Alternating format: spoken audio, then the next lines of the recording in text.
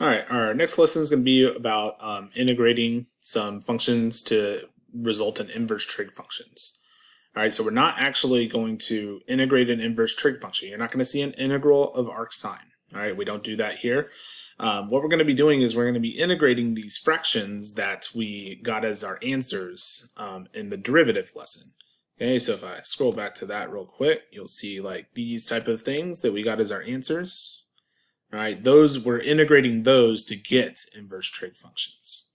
All right, now you notice a little bit of a difference here. The integral of 1 over the square root, and instead of 1 minus u squared, it's a squared minus u squared. So you're going to most of the time have some other constant other than 1, and you'll notice that when you integrate, you get the arc sine of u divided by that constant. Okay, the other two, arctan and arcsecant, same deal with that u divided by a thing, but they also have a 1 over a in front when you integrate that. So we'll have to be rewriting a little bit to get that constant in a perfect square form. Notice with the arcsecant, we have that absolute value show up again, but it's not in the fraction this time, it's in the inverse trig function. All right, so we'll keep those handy as we go through our problems here. All right, so problem number 1, pretty standard setup for an inverse trig function. All right, I am going to rewrite this. We have the integral of 1 over and the square root, and instead of 4, we're going to put 2 squared minus x squared dx. All right, and so we have everything we need here. This is going to be arc sine of x, our variable, divided by 2, which is our a constant. That's why we want to rewrite 4 as 2 squared so we can identify a. And we're doing an indefinite integral, so we put our plus c. Nothing too crazy there. All right, next one, we're going to be doing a definite integral. So I'm going to do that same rewriting thing. Integral from the square root of 3 to 3 of 1 over 3 squared plus x squared dx. All right, so this looks like a pretty standard arctan derivative. So we're going to have 1 over 3 in front, and then arctan of x over 3. No plus c this time because we're going to be evaluating this from the square root of 3 to 3. All right, so let's apply our fundamental theorem and we'll plug in these limits. 1/3 arctan of 3 over 3, which is 1, minus 1/3 arctan of the square root of 3 over 3.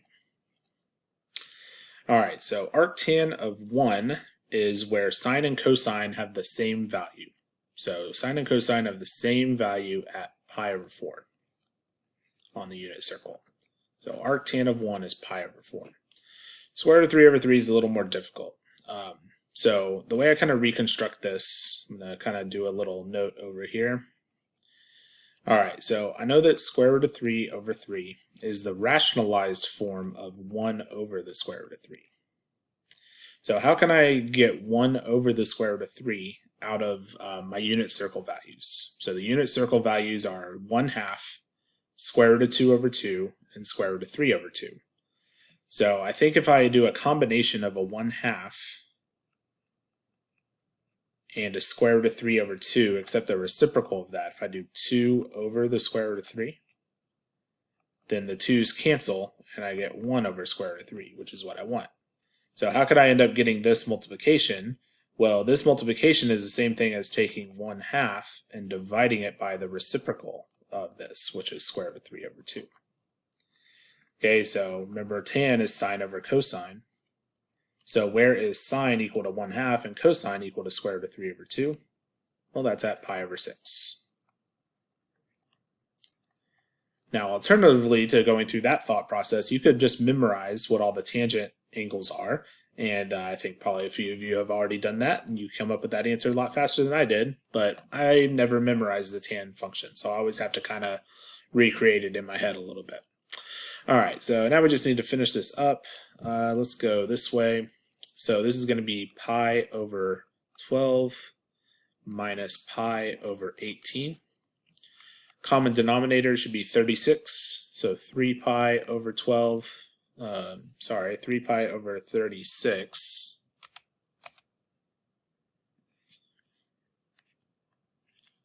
minus 2 pi over 36, and that'll give us our answer of pi over 36.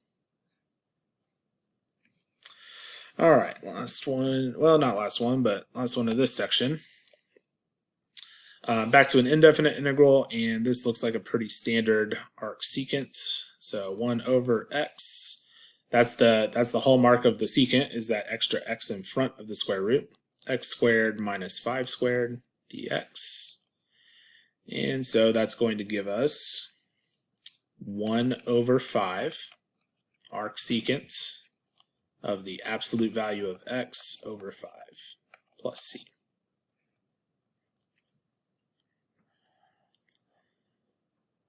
All right. The last part of this first page is where we're going to look at 3 problems that look very, very similar to each other. And the key here is to not fall in love with inverse trig. Okay, you're going to see a lot of problems that look like they might be an inverse trig that actually just aren't inverse trig. We've integrated stuff that looks like this before, and we've done other methods, and they weren't inverse trigs. So you have to be very careful that it's actually in an inverse trig form.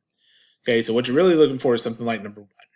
All right, there can be a constant on top. It doesn't have to be a 1. It can be any constant because we can pull that constant off, right? We can pull the 4 to the front, and that turns into 1 over x squared. And let's go ahead and change 9 to 3 squared dx. And this is exactly what we're looking for inverse trig. We have the exact format we want. The only difference is we multiply by a constant, but that's not a big deal. All right, so we can finish this one up. We're going to have that 4, and then it's 1 over a. So that's just going to be 4 over a this time. So 4 over 3 arc tan of x over 3 plus c. Okay, now it's when they start putting variables on the numerator where we start to get into some different things. Okay, we still could end up with an inverse trig function. You'll see we're going to still end up with inverse trig on one of these, but not always. Okay, so whenever we're dealing with fractions, if I ever notice that the numerator's exponent is 1 less than the denominator's exponent, that immediately tells me I'm doing u substitution. Because if I u sub out for the denominator, we've done this before, right? When we u sub out the whole denominator, we're trying to get a 1 over u, because the integral of 1 over u is the natural log of u. Okay, so if we can sub out for that entire denominator, the reason I'm looking for the numerator to have an exponent 1 less is because we take the derivative of this. And when you take the derivative, you subtract 1 from the exponent. So this x and dx are now going to get to sub out from my du. We do have this extra constant 4 that we can pull out to the front. We also have this extra constant 2 here, which if we move it to the other side becomes a divided by 2. And then the rest of it subs out. So 1 over u, and then x and dx sub out for du. Okay, so this one's not inverse trig at all. No inverse trig anywhere in this problem. Okay, the 4 over 2 reduces to 2. The integral of 1 over u is the natural log of the absolute value of u. And we're doing an indefinite integral, so plus c. All right, plug your u back in to natural log.